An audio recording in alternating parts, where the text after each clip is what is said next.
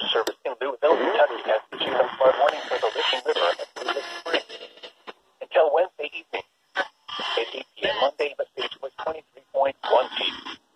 Flood stage is 25 feet. Minor flooding is forecast.